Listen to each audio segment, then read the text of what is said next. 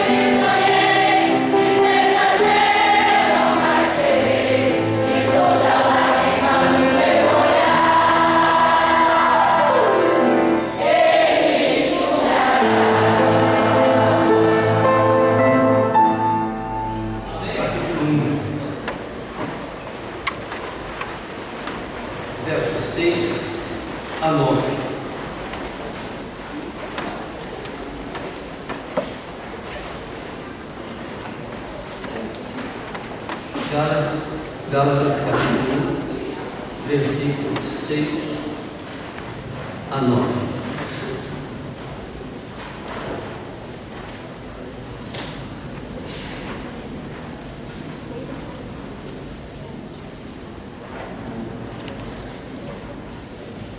Gálatas 1, 6 a 9.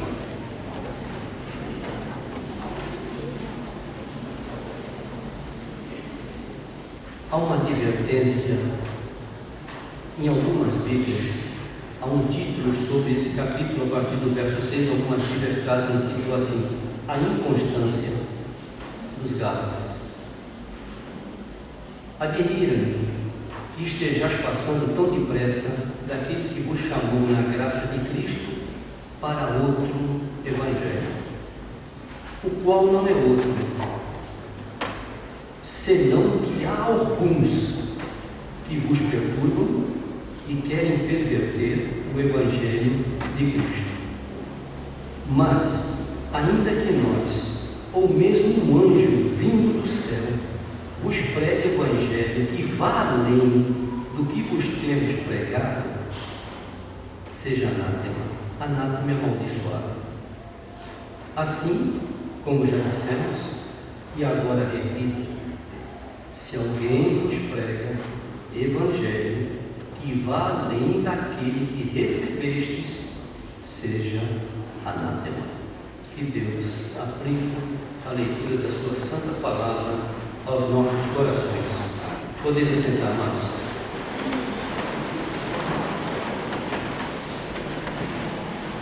Meus queridos, uma palavra de preâmbulo. Não é bem a introdução, mas é um preâmbulo. Hoje nós estamos lembrando da SAMI. É um culto de louvor a Deus, um culto missionário, e bem especificamente falando sobre a SAMI. A SAMI, ela foi criada há muitos anos atrás. Eu, quando cheguei aqui, final de 83, a SAMI já existia, foi fundada pelo pastor Gerson Rocha e por Dona Eunice. O pastor Gerson, no ministério dele, ele começou e pediu à igreja que, se a igreja o aceitasse como pastor, que ele queria ter uma viagem missionária por ano. E a igreja então atendeu e ele fazia uma viagem missionária quando ele ainda estava com as condições físicas para poder aguentar essas viagens. Então ele fazia essas viagens, ele ia para o Amazonas, ia para esses vários lugares onde temos várias tribos, e com os missionários. E uma das coisas que tocou muito no coração do pastor nessas suas viagens foi muitos missionários que ele encontrou sem sustento. Uns porque suas igrejas não valorizam a obra de evangelização aos índios, e isso até hoje não existe. Há muitas igrejas que não investem na missão aos indígenas. E os missionários são chamados e querem ir, e vão mesmo sem a ajuda da igreja, da sua igreja de origem. Por outro lado, também há aqueles missionários que vão, suas igrejas enviam, depois essas igrejas querem construir, começam a construir, ampliar, e aí começa a cortar as despesas, e para eles missionário é despesa. Então começou a cortar pelo lado errado. E nós temos vários exemplos de igrejas que fizeram isso, cortaram missões para poder ampliar templo, investir em outra área da necessidade da igreja, e o resultado, lamentavelmente, foi o pior. Foi o pior. Essas igrejas simplesmente terminaram. Ou então tiveram vários problemas, divisões, etc.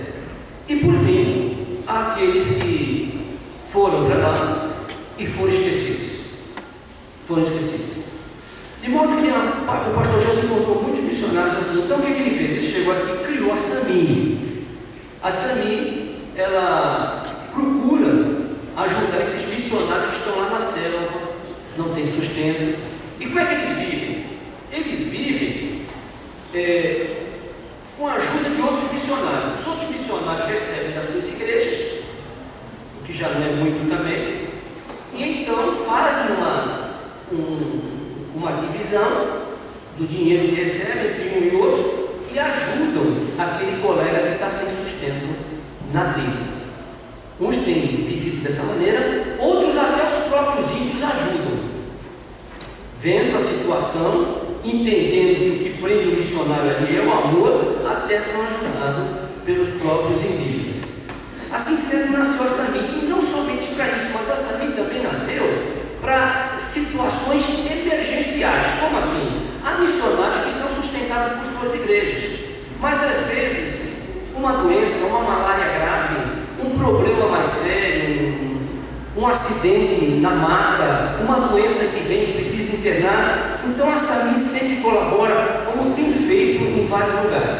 Então eu só vou citar aqui alguns exemplos que me foi passado, que o pastor Sidney fez aqui. O pastor Sidney hoje é o presidente da SAMI e o nosso irmão Luiz Ferraz é o tesoureiro. Então, apenas algumas coisinhas que a SAMI vem fazendo. Às vezes passam alguns missionários aqui, tem uma necessidade muito grande, e para não pesar a igreja, que também já está investindo em outras partes missionárias, a SAMI manda uma verba. A SAMI dá uma oferta para o missionário que passa aqui. Então, por exemplo, um indígena da tribo Macunabebe estava passando mal, precisava sair da aldeia para tratamento. Se fosse de barco, ele não suportaria chegar em Porto Velho ou num lugar mais próximo. Demoraria dias, porém foi de avião, chegou em tempo, fez o tratamento, se recuperou. Foi quando entrou a SAMI, enviamos a oferta para ajudar a recuperação desse índio, que creio crente, e aí resolveu o problema. Então a SAMI até presente para ajudar os índios convertidos.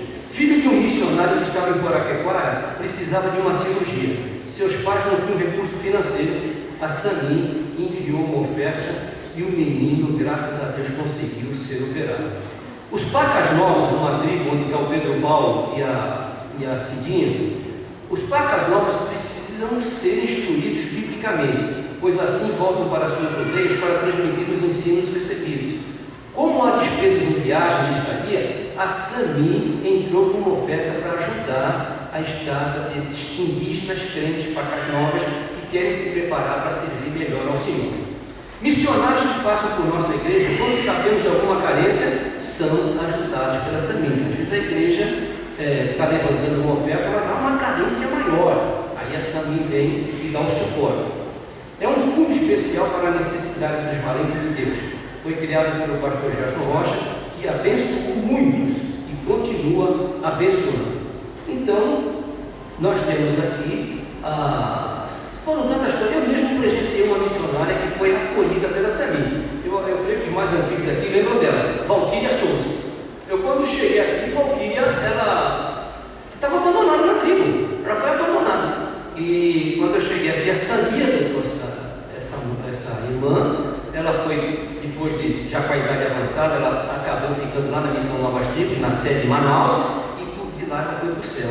Mas a SAMI adotou a Valquíria e depois a igreja também passou a investir no ministério da Valquíria. O Gerson lembra da Valquíria Souza, né? Luiz também deve lembrar da Valquíria Souza. Os mais antigos aqui lembram. Quantos lembram aqui de Valquíria Souza? Olha, muita gente aqui, ó. Muita gente lembra da Valquíria. Então, foi para o céu adotada pela SAMI.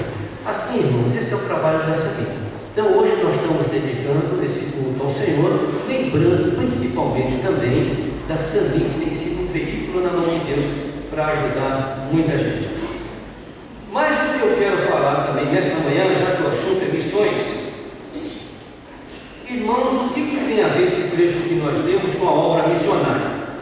Gálatas, o apóstolo Paulo manda essa carta condenando a insegurança, a falta de doutrina que estava tomando conta dos Gálatas. Haviam sido bem doutrinados, começaram bem, mas agora, coisinhas de fora, judaizantes, a doutrina do sétimo dia, aquela coisa toda do judaísmo, que continua hoje em outra placa de denominação. Os Gálatas começaram a ficar com uma interrogação. Aí Paulo escreveu: olha,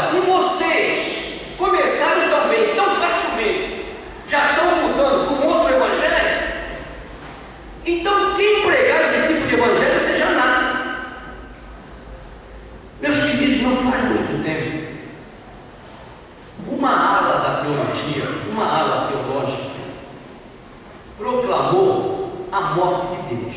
Olha, veja bem, uma ala teológica, teólogos, simplesmente proclamaram, essa ala proclamou a morte de Deus. Deus está morto. E mais ainda, disseram que ele morreu e a igreja é o sepulcro dele. A igreja é o túmulo de Deus.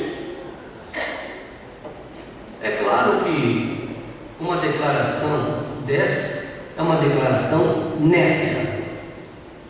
E essa declaração se faz necessária. Mas como assim? Não, se faz necessária para cumprir a Bíblia.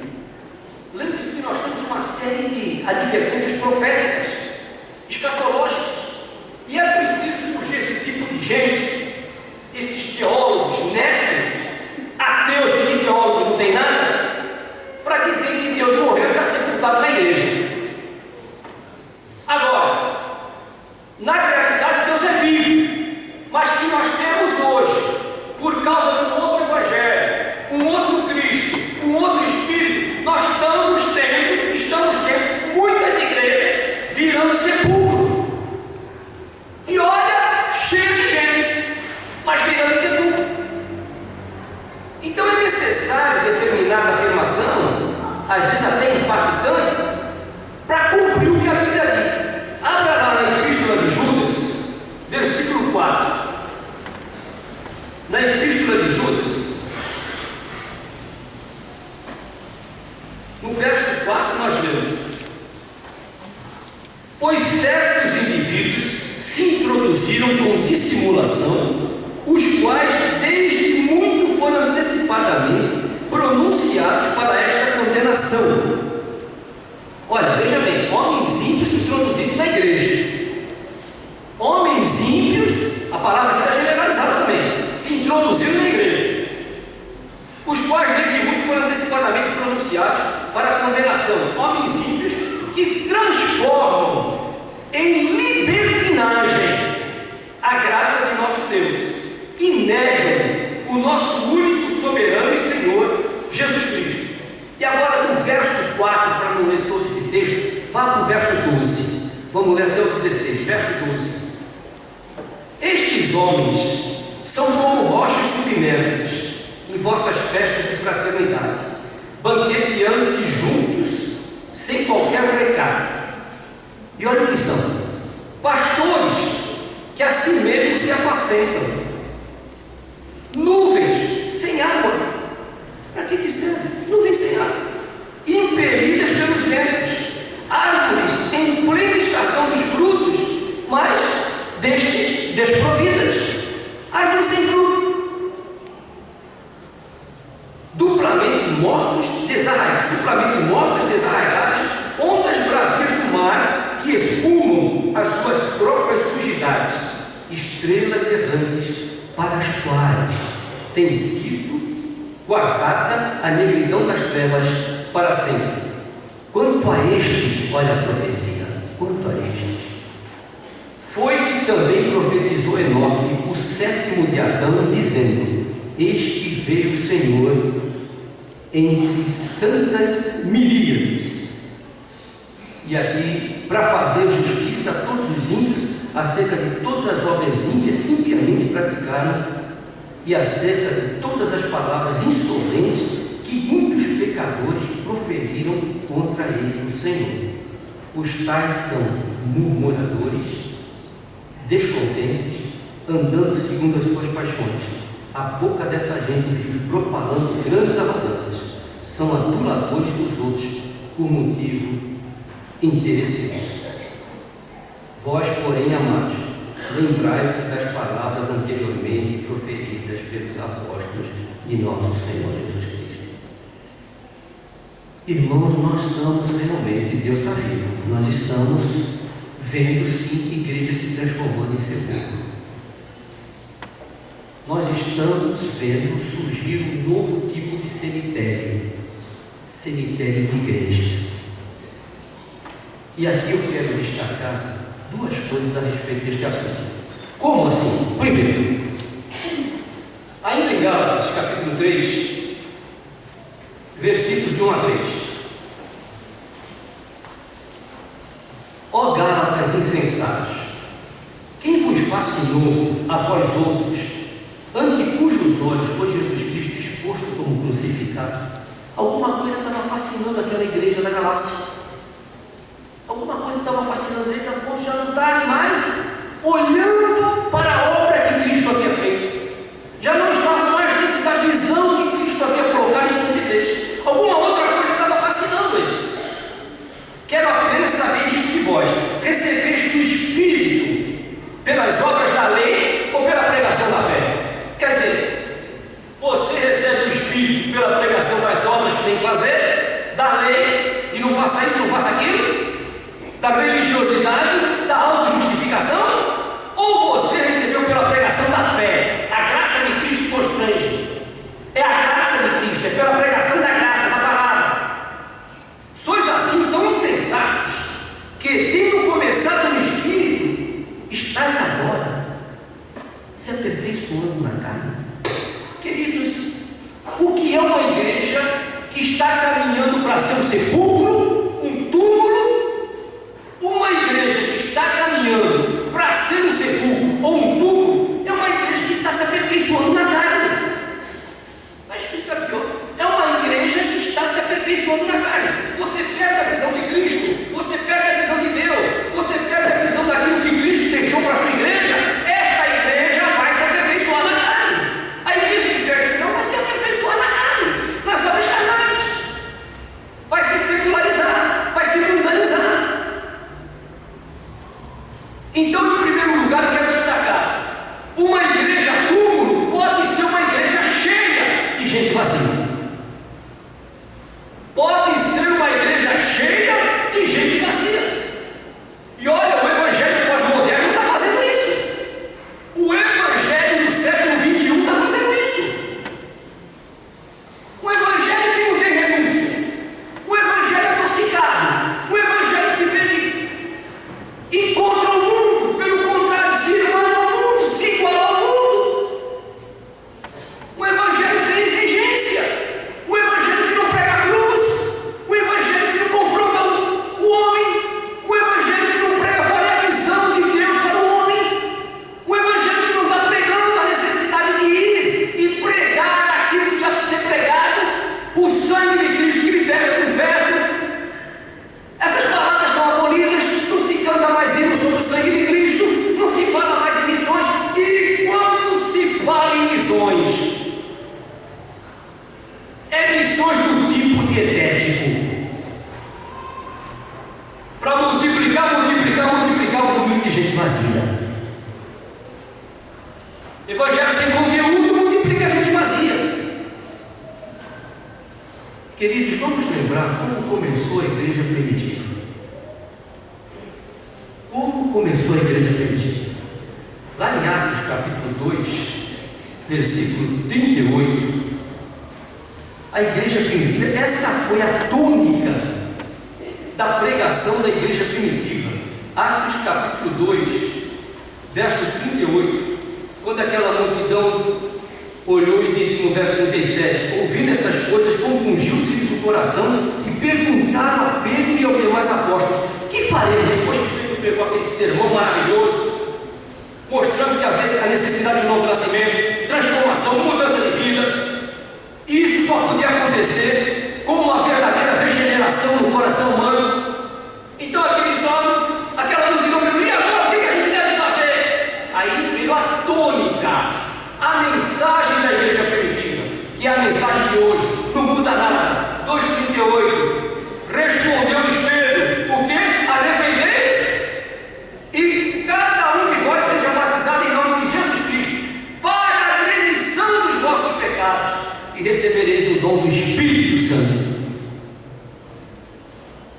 Poder, esse dom aí é o poder para ir, para falar, para testemunhar, para evangelizar.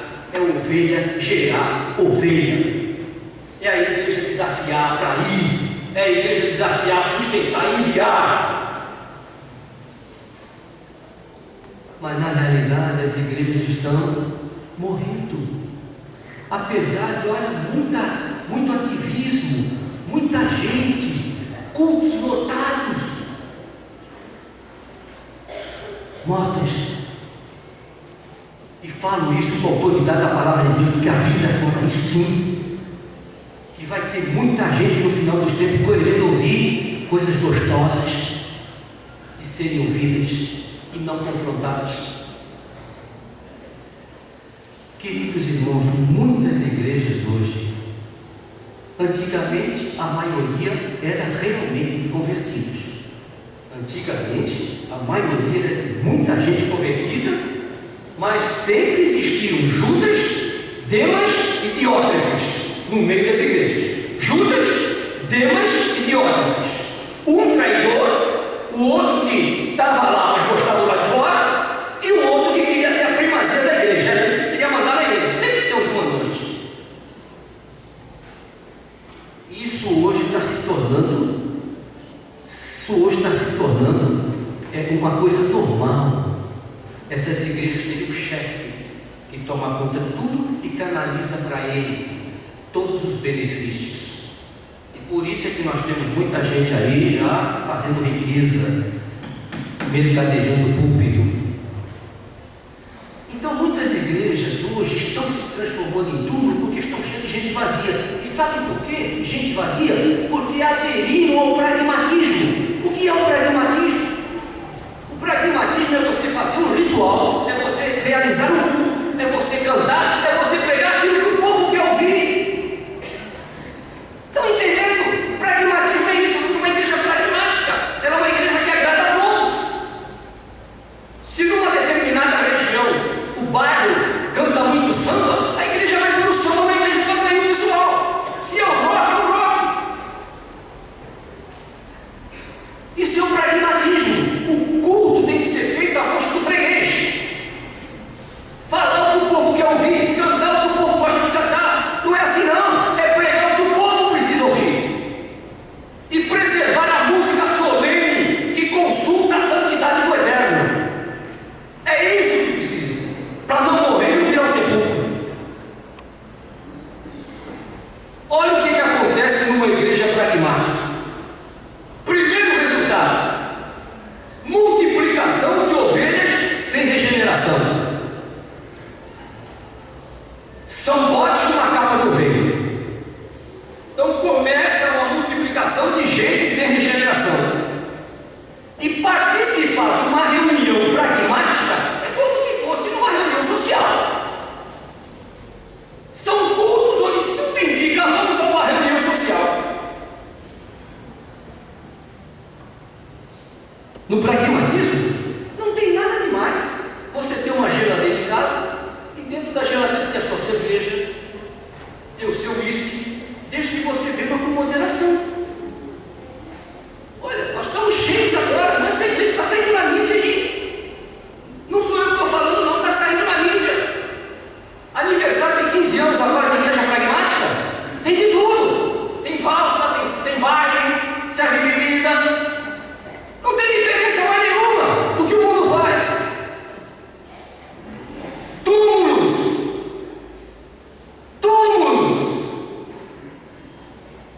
Casamento não tem problema. Num canto serve os crentes, serve de refrigerante para os crentes. No outro, serve os amigos da família, serve de bebida para os amigos. Como é que depois vai dizer crente não bebe?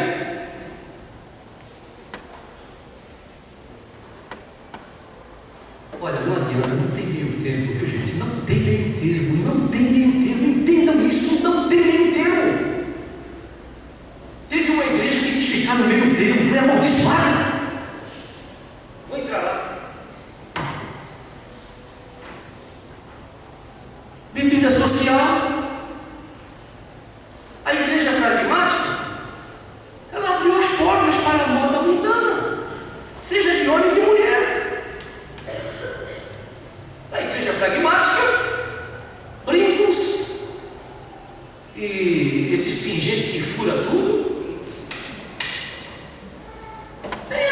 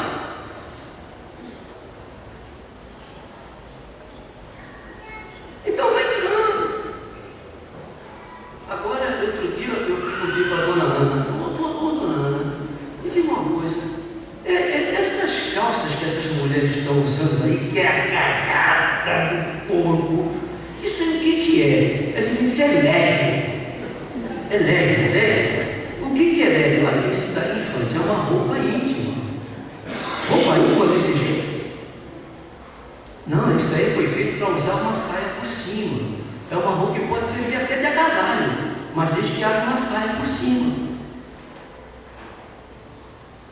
Irmãos, eu vejo aí na rua, eu estou falando isso com autoridade de Deus mesmo, porque graças a Deus eu sou um homem que eu tenho água na cisterna.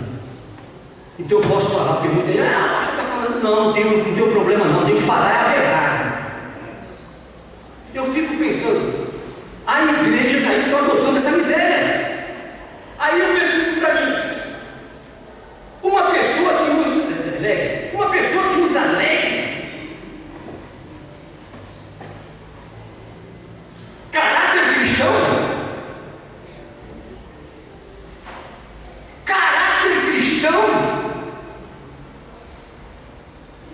uma pessoa sensual que defrauda, caráter cristão. Pode ser um Judas, pode ser um Diótrefes, pode ser um Deus, mas crente não.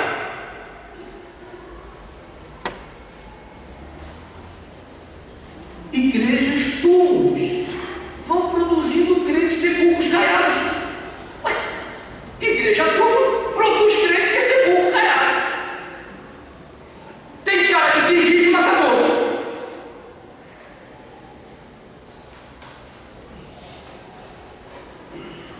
Trajes impróprios. Eu fui numa igreja lá em Santos. Doeu. Fui pastor daquela igreja. Além dela, foi o único pastorado que eu tive antes de vir para cá. Só tive dois, lá e cá.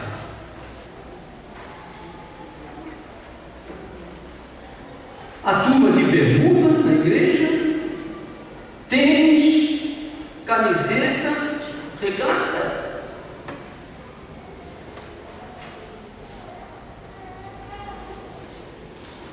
Gente, não se pode perder a visão.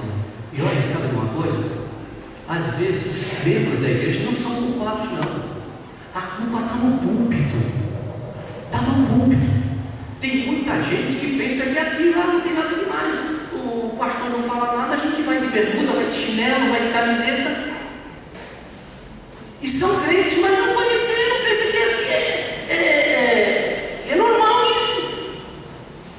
Eu nunca me esqueço lá em Santos, um sol de copo, quase 40 graus, nós estávamos de férias. Aí passou um rapazinho, 40 graus, gente.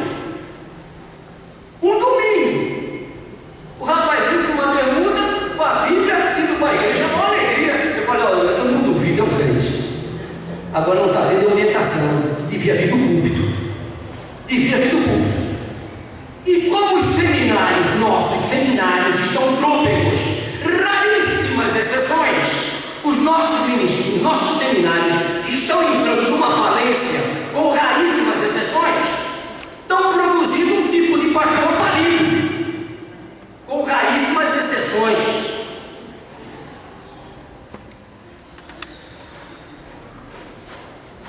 Agora, que diferença há? A pessoa vem do mundo com um evangelho pragmático, sem visão, sem mudança. A igreja pragmática não tem nada demais. O sexo antes do casamento, não tem nada, os tempos mudaram. É o que estão alegando, os tempos mudaram, isso é próprio da juventude. Não é não. Não é não. Um moço, uma moça que fazem sexo antes do casamento são fornicários. São fornicários. Como Esaú, profanos. Está faltando o brado de dizer fornicação, é disciplinar, para preservar a pureza devida a Jesus Cristo. Então, voltando para o início, nós estamos tendo um cemitério de igrejas, que podem ter muitas reuniões assim animadas e gente vazia. Por isso que vai ter muito pastor aí que vai ter que dar conta.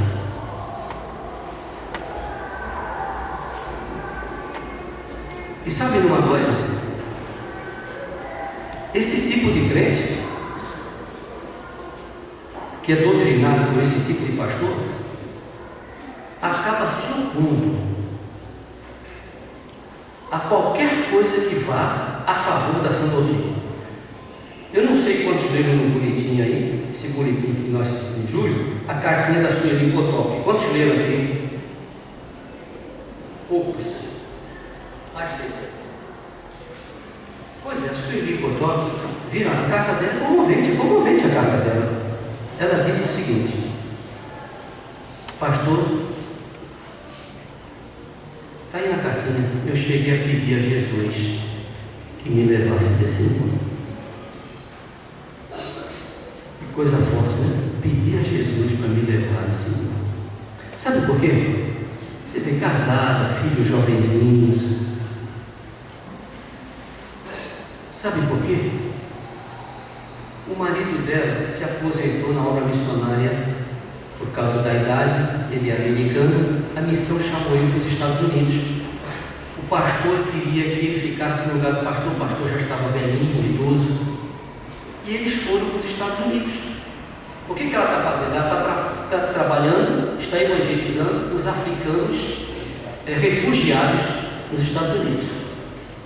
E ele, o pastor dele, eu soube agora há pouco tempo, o pastor morreu. E o Donaldo Potok ficou no lugar do pastor. Eles estão tendo um problema sério, um choque tão violento, ela principalmente, que aquele homem, eu não sei se vocês lembram, ele pregou uma vez aqui, pregou aquele homem, o homem de Deus. Agora sabe qual é o problema que ele está encontrando lá? A igreja quer somente isso, ter 1 hora de culto por semana. Em outras palavras, a igreja só quer funcionar nos domingos com 1 hora de culto. Durante a semana a igreja fica fechada e no domingo 1 hora de culto só, cada um vai para a sua casa. Então ela está vendo a dificuldade que eu estou encontrando, porque ela escreveu essa carta, pastor. Eu estou tão desesperado que eu pedi até Jesus que me levasse, porque quando eu fico pensando que os Estados Unidos da América do Norte, o maior país missionário que já teve anos, chegou nesse ponto. As igrejas lá e começaram, sabe como é que começa? Vai tirando escola dominical, vai cortando o culto da manhã, vai fazendo só à noite, vai fazendo isso.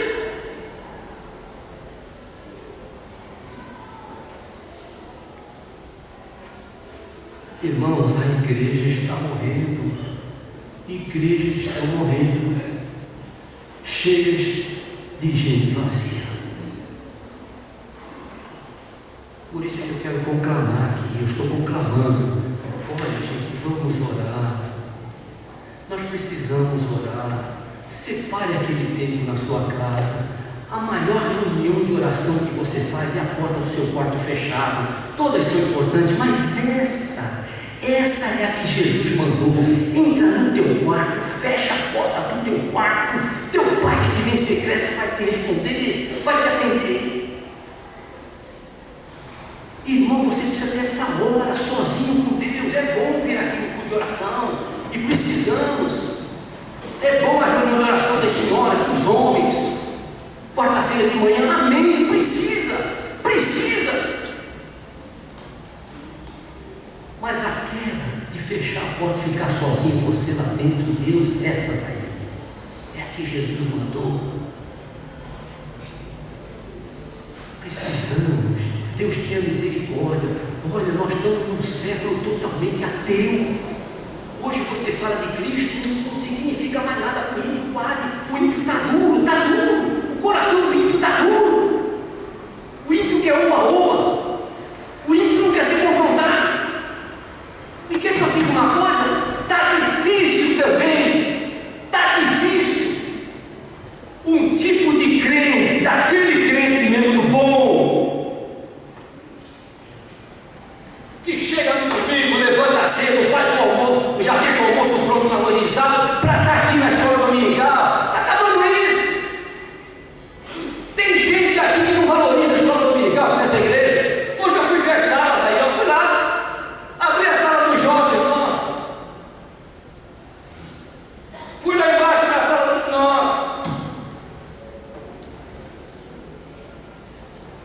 crianças ainda que me alegraram com o número de crianças que tinha lá.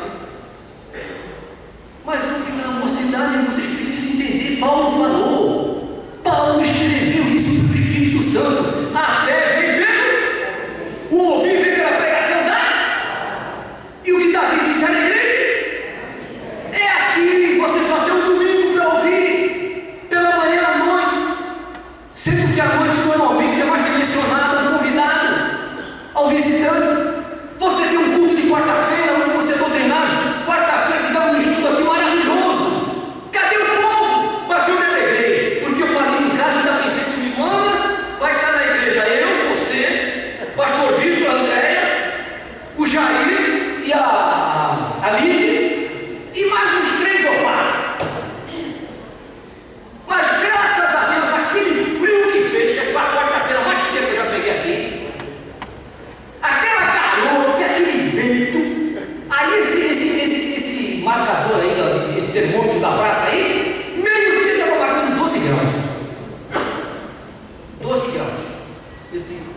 Esse termômetro estava marcando. Estava assim. Mas quando eu cheguei aqui, graças a Deus.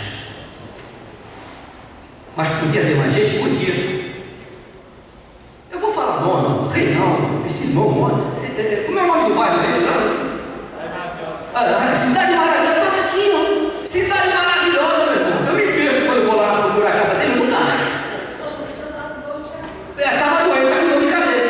E ela vem sempre, também acompanha. E Reinaldo, eu vou lá, me perco na casa dele, porque o pai estava lá. Mora no seu que passa o ônibus, né? Mas estava aqui. Outros também estavam aqui, que moram longe, não tem carro. Não tem carro. E muita gente deixa o carro na garagem do frio. É assim, olha, uma vez eu pus uma faixa aqui, vocês se lembram? Tem tempo que eu pus uma faixa aqui e ficou aqui muito tempo.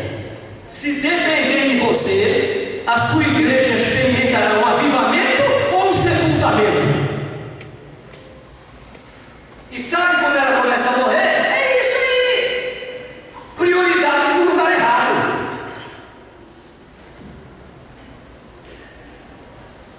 Graças a Deus que eu cheguei aqui, quando vi aquele grupo, amém. Mas podia ter mais gente ou não? Podia. Queridos,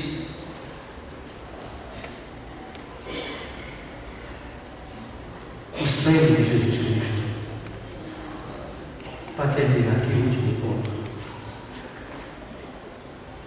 quando aquele Israel ia sair do Egito, que chegou na última praga dos primogênitos, o Senhor disse: pega um cordeirinho sem defeito, nenhum defeito, sacrifica, pega o sangue do cordeirinho, coloca numa bacia, e depois então vai na casa dos hebreus e espalha o sangue nas ombreiras na porta, no alto, não no assoalho, mandou passar nas ombreiras, não embaixo, não no assoalho, mandou passar nas ombreiras.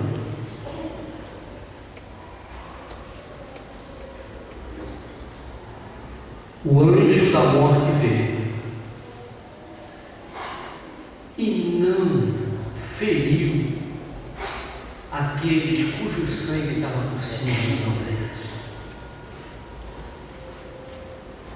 Sabe por que o sangue foi colocado por cima? Daí a palavra Páscoa, né? Passar por cima. O sangue ficou nas ombreiras e não no assoalho, para não ser pisado. E se você abrir lá em Hebreus,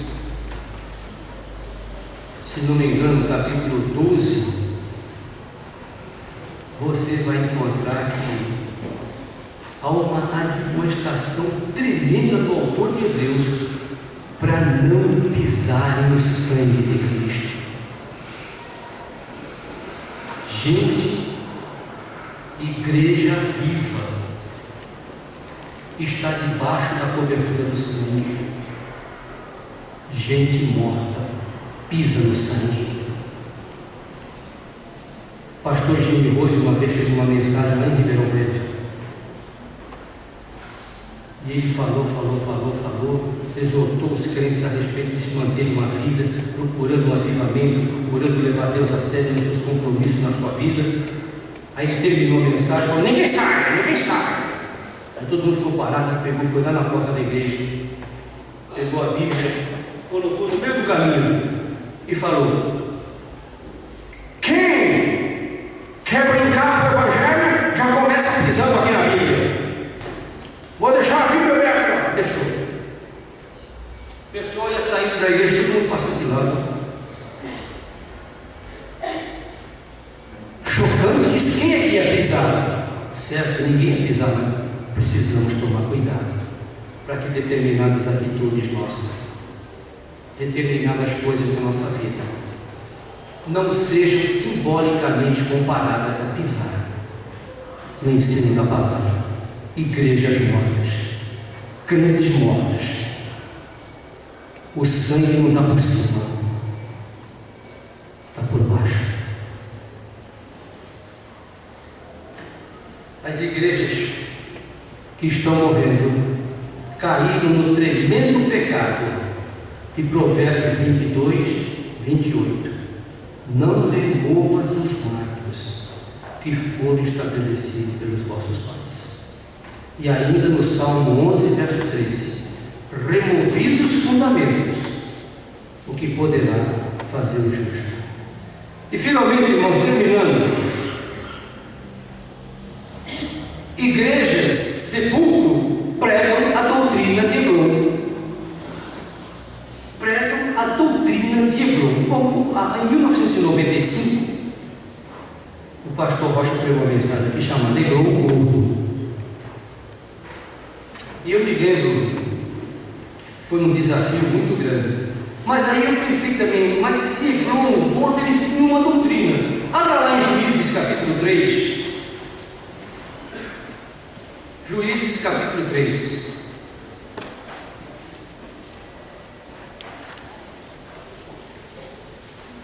Versículos 12 a 14. Juiz 3, 12 a 14.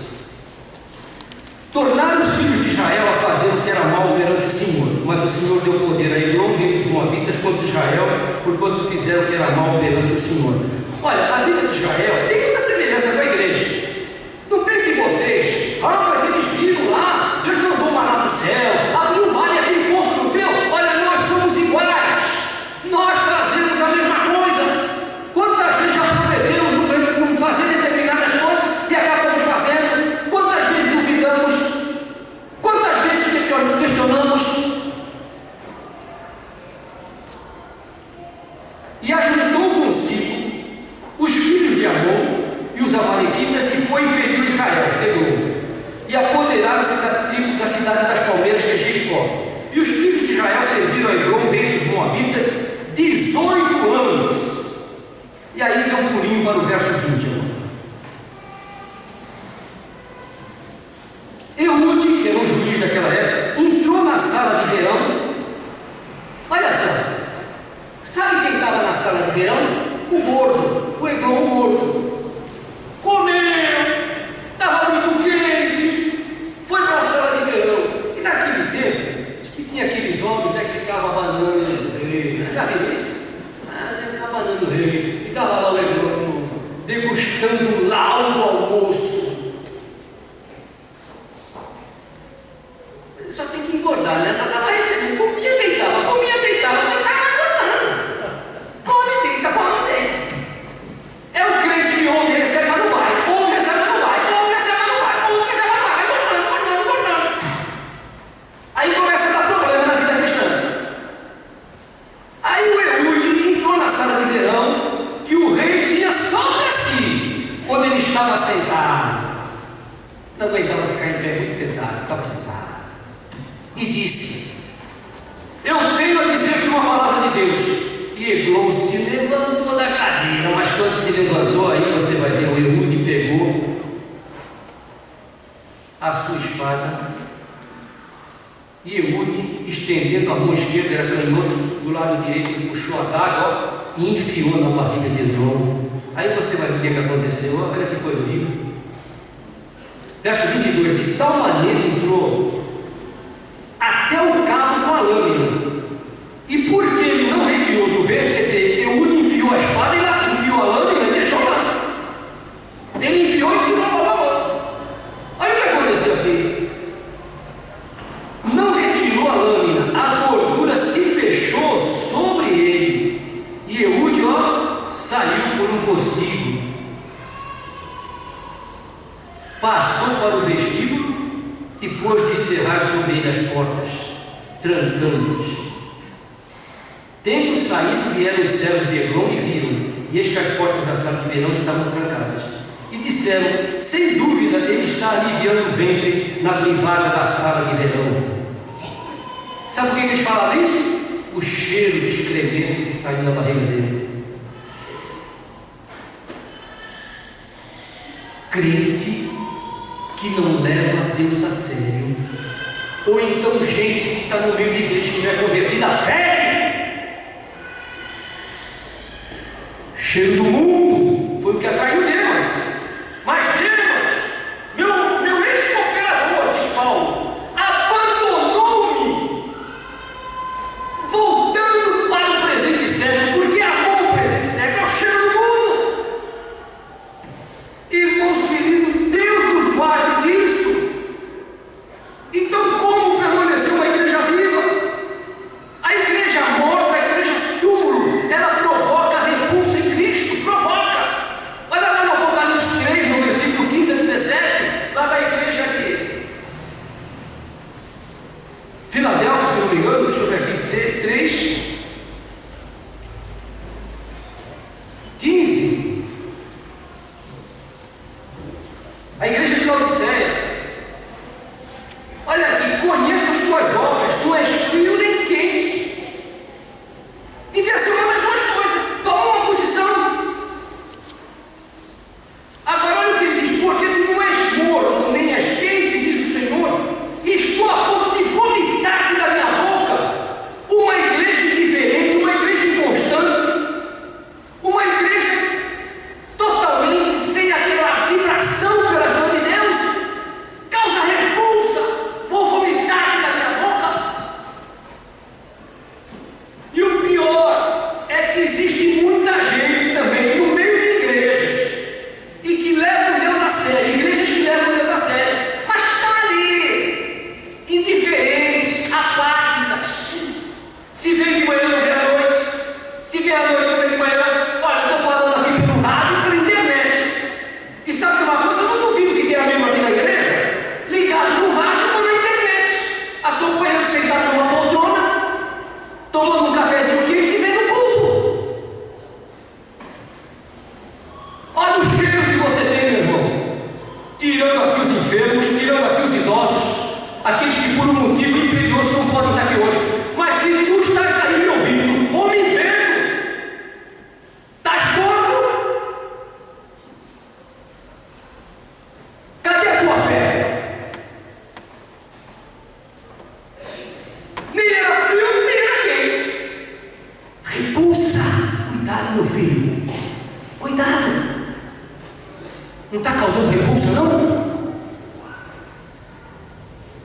Aliás, para falar na internet, viu? Eu realmente, eu sei que está chegando a minha hora mesmo. Porque eu não me dou com esse negócio de internet, eu sei lá, agora, aqui eu não posso falar o missionário, eu tenho que ficar quieto, eu não posso falar uma coisa da rede. Ué! Acaba com a rede!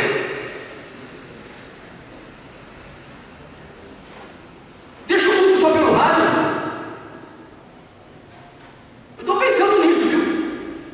E agora a presidente da missão, o ministério da melhor, mas cuidado, determinados nomes, não pode falar, não pode falar, tem como eu posso falar?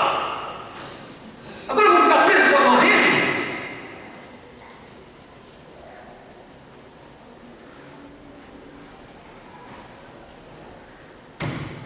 Igrejas, túmulos, são igrejas que gostam de só receber e palavras aprazíveis. Essas igrejas cheio de problema, irmão, cheio de problema, de confusão, divisão. Não vão, só recebe e não vai. O rio, por onde vai, o rio leva o quê? Vida. A margem do rio é rica. Mas o lado não, o lado só recebe. Eu fui lá no Mar Morto, entrei no Mar Morto, o Mar Morto é aquele parado, você entra lá, só recebe, parado.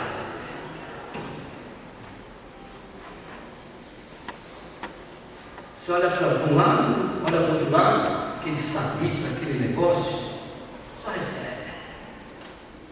Agora, olha para o lado do Jordão, que é onde desemboca nele, olha para o lado do Jordão e olha para o outro lado do Jordão, tudo fértil.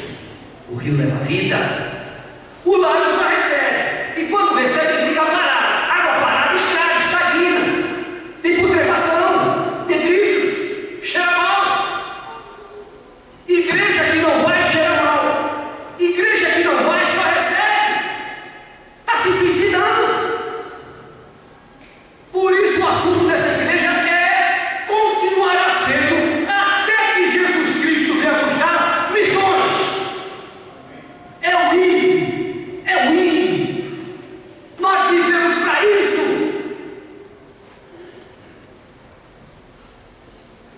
Mas o missionário levantou oferta domingo. No próximo mês vai levantar outra oferta. Vai. Vivemos para isso, gente. Fazer prova de mim é tanto que se recebe, diz a palavra. E nós vamos gastar dinheiro em quê? A não ser missões. Paulo disse, Agur disse, que eu não quero nem riqueza nem pobreza, quero apenas o suficiente da minha vida. E Paulo disse, tendo que comer e o que beber e o que me vestir, estou satisfeito. É a nossa vida, e o resto nós investimos na obra.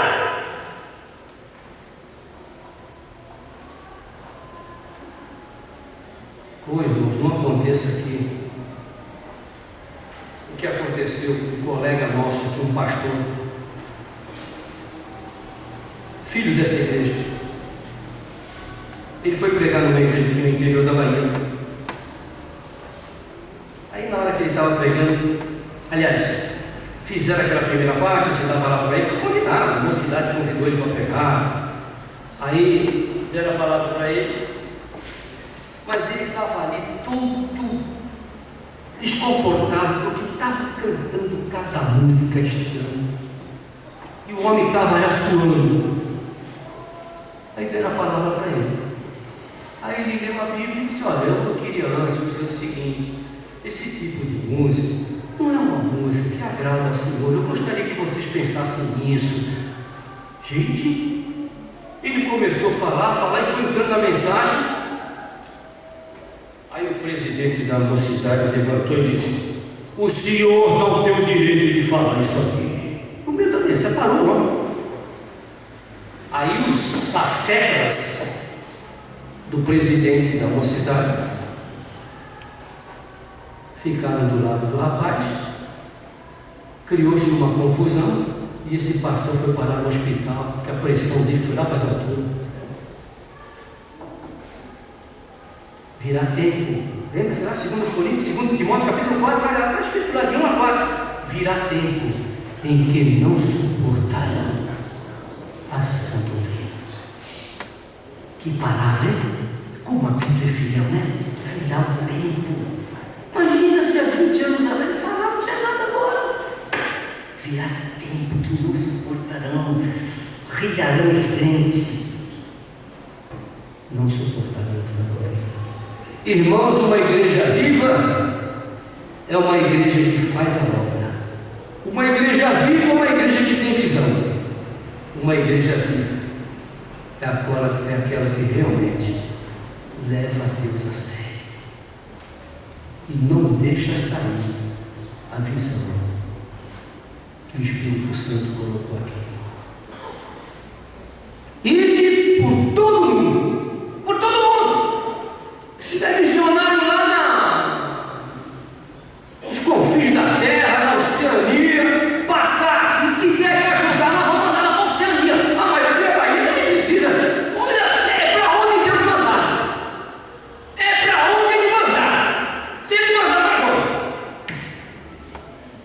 Agora, essa visão não pode morrer aqui não.